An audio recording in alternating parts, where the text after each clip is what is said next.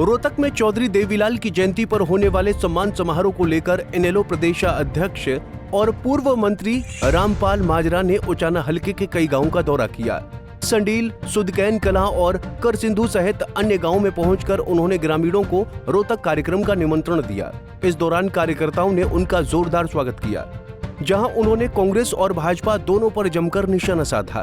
उन्होंने कहा कि कांग्रेस की गुटबाजी और अहंकार ने खुद उसे लोकसभा चुनाव में डुबो दिया। पूर्व सीएम भूपेंद्र सिंह हुड्डा पर हमला बोलते हुए उन्होंने कहा कि कांग्रेस के नेता पहले अपने गिरेबान में झांकें। वो कुछ भी कहें, हरियाणा प्रदेश की जनता इस बात को भुला नहीं सकती कि 2024 का चुनाव जो कांग्रेस पार्टी जीती जाती थी, उनकी हठ धर्मता की वजह से, पार्टीबाजी की वजह से, आपस में गुटबाजी की वजह से कांग्रेस पार्टी ने इस चुनाव को खुद ही डुबो दिया। पार्लियामेंट का इलेक्शन आया था, मनोहर लाल खट्टर के खिलाफ बुद्धि राजा को टिकट एक बहुत कमजोर कैंडिडेट को दिया। किसने दिया? इस बात को भी देखिए कि पहले सीटिंग और गेटिंग का फार्मूला किसने दिया। जो तब एमएलए थे उन सभी को टिकट दिलवा के उनमें से 16 एमएलए हारे, और उसके बाद कितने लोगों को थापी दी गई थी कि वह आप कैंडिडेट होंगे, और फिर कितनों को बागी कैंडिडेटों को खड़ा किया था। वो कौन लोग हैं, वो जरा अपने गिरेबान में झांक के देखें। वहीं दीपेंद्र हुड्डा के बयानों पर पलटवार करते हुए माजरा ने कहा कि रैली कहां होगी, इसका फैसला कोई एक व्यक्ति नहीं बल्कि जनता और पार्टी करती है। इनेलो को भाजपा की बी टीम कहे जाने पर भी माजरा ने तीखी प्रतिक्रिया दी और किसान आंदोलन, करनाल सीट पर बुद्धि राजा को टिकट दिए जाने जैसे मुद्दों को उठाते हुए कांग्रेस को घेरा। राहुल गांधी के वोट चोरी अभियान पर टिप्पणी करते हुए उन्होंने कहा कि 1982 की राजनीतिक घटनाओं और आपातकाल का जिक्र किया और कहा कि संविधान को तोड़ने मरोड़ने का काम कांग्रेस ने ही किया है। ये किसी को अधिकार नहीं है को कह दे कि रैली यहाँ क्यों होगी। रैली का अधिकार सभी को लोकतांत्रिक तरीके से करने का। कोई जाए, करनाल कर सकता है, सरसा कर सकता है, रोहतक कर सकता है। उसने अपना नजरिए से पॉलिटिकल तौर से देखना है कि मैंने रैली कहाँ पे ठीक है, कहाँ से मुझे चुनाव लड़ना है, कहाँ मैंने रैली करनी है, कहाँ मैंने अपना दबाव बनाना है। ये अपना उसका राजनीतिक फैसला है। रोहतक में करने का लोकदल पार्टी का करेंगे। सर, एक बार आरोप लगते हैं कि बीजेपी की बी टीम इनेलो है, उसको किस तरह देखते हैं बार? आपका तो उचाना विधानसभा क्षेत्र है, आपको पता होना चाहिए कि यहाँ के उम्मीदवार के पीछे क्या कैंडिडेट खड़े करे और किसने करे, किसने उनको पैसे दिए, किस की वजह से वो खड़े रहे मैदान में। इन लोगों का तो कोई कैंडिडेट यहाँ पे नहीं था। परिणाम क्या निकला? यहाँ पे संघर्ष की धरती थी, किसानों की धरती थी। किस तरीके से यहाँ खटखट टोल पे विश्व में मशहूर हुआ टोल प्लाजा, और 3 काले कानूनों के खिलाफ लड़ाई थी, संघर्ष हुआ, 750 किसान मारे गए, उसके बाद बीजेपी जीत गई। दनौदा का टोल बहुत मशहूर हुआ और जीत गई वहाँ से बीजेपी।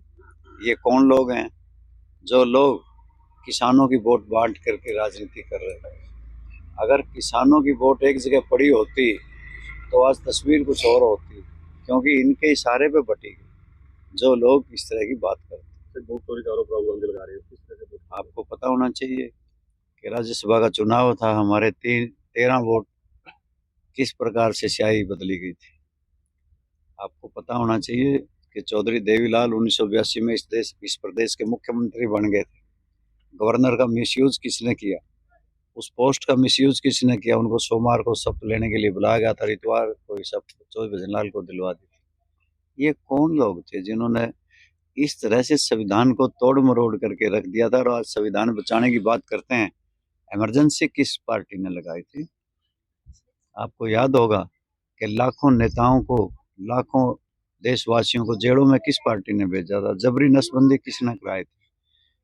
न्यायपालिका पर किसने प्रहार किए थे? इसका जवाब अगर कांग्रेस हो तो वो भी संविधान बचाने की बात। वहीं भाजपा सरकार पर भी माजरा ने करारा हमला बोला। उन्होंने कहा कि हरियाणा डूब रहा है, न किसान को मुआवजा मिल रहा है, न खाद और बीज। प्रदेश में बेरोजगारी, नशा, कर्ज और गुंडागर्दी चरम पर है। 650 से ज्यादा अस्पतालों ने आयुष्मान योजना के तहत इलाज करने से इनकार कर दिया क्योंकि भुगतान नहीं हुआ। उन्होंने कहा कि हर 1 साल में सरकार ने सिर्फ घोषणा की है, जमीनी काम कुछ नहीं हुआ। हरियाणा प्रदेश की सरकार विफल रही। हरियाणा प्रदेश का 30 लाख एकड़ पानी से जलमग्न है हरियाणा प्रदेश की धरती।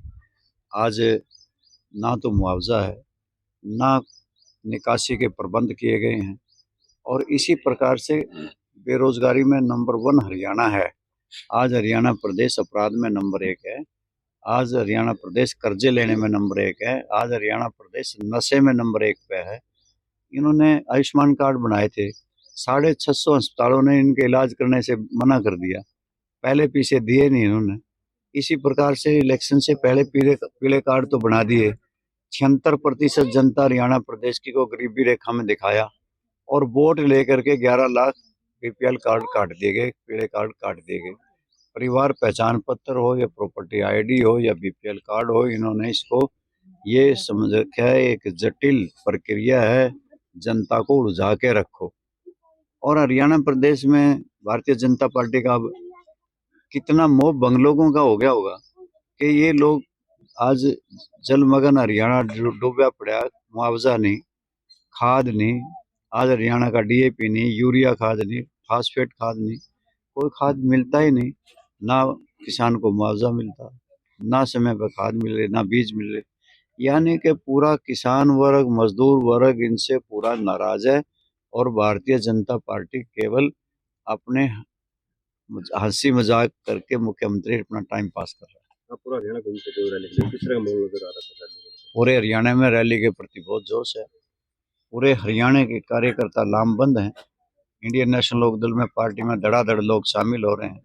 एक मजबूत पार्टी बन करके 25 तारीख को निकलेगी, और एक परिवर्तन। फिलहाल रामपाल माजरा ने साफ कर दिया है कि रोहतक में देवीलाल जयंती पर होने वाली इनेलो की रैली तय है और उसे कोई नहीं रोक सकता।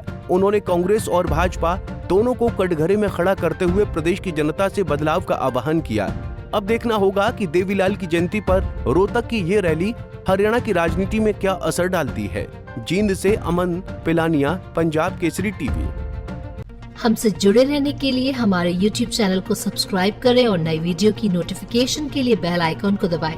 अगर आप ये वीडियो Facebook पर देख रहे हैं तो लाइक जरूर करें और ज्यादा से ज्यादा शेयर करें। धन्यवाद।